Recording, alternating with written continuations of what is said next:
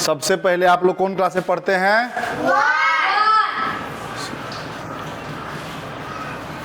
Class 1। और school का नाम क्या है?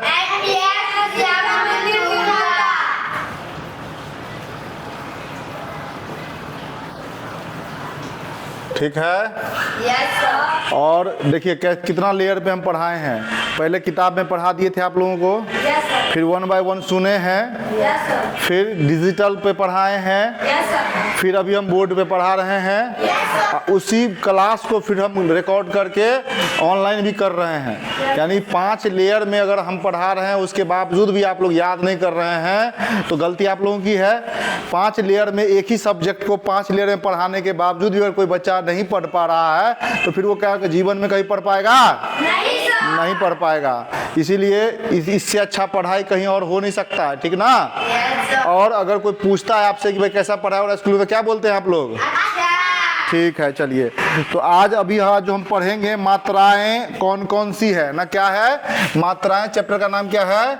मात्राएं। मात्राएं कौन कौन सी, ये चैप्टर का नाम है। और किताब का नाम है हिंदी व्याकरण। क्या नाम है किताब का?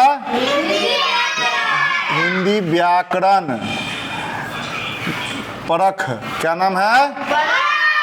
ठीक है। तो अब वापस चलिए हम मोटा मोटी रिवाइज कर लेते हैं। आप लोग को अभी सुने हैं ना हम, तो आप लोग क्या किए हैं? जवाब नहीं दे पाए, नहीं याद कर पाए थे ना, इसीलिए हम अभी शुरुआत करेंगे पहले से। पहला लेसन से शुरू करेंगे, उसको रिवाइज करेंगे।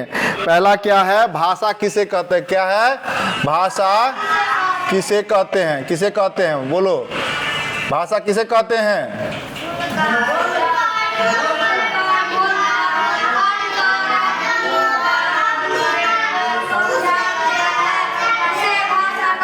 हाँ, उसी को अब सिस्टम से बोलेंगे जब, तो हम बोलेंगे सुनकर,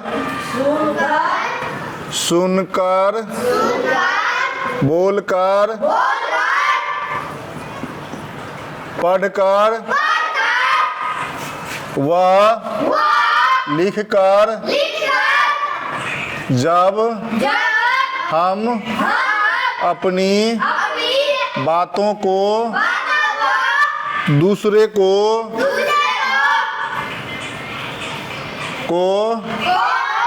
समझाते हैं,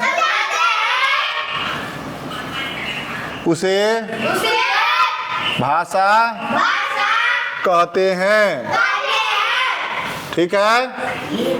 अब क्वेश्चन आता है दूसरा, लिखित भाषा किसे कहते हैं?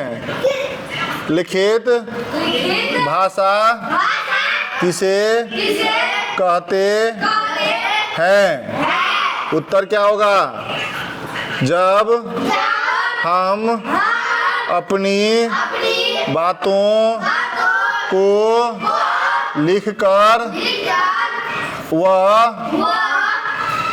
दूसरे की बातों को पढ़ कर समझते हैं तो उसे लिखित भाषा कहते हैं। ठीक है। जब हम अपनी बातों को लिखकर और दूसरे की बातों को पढ़कर समझते हैं तो उसे लिखित भाषा कहते हैं। अब तीसरा क्वेश्चन आ जाता है मौखिक भाषा। मौखिक भाषा किसे कहते हैं?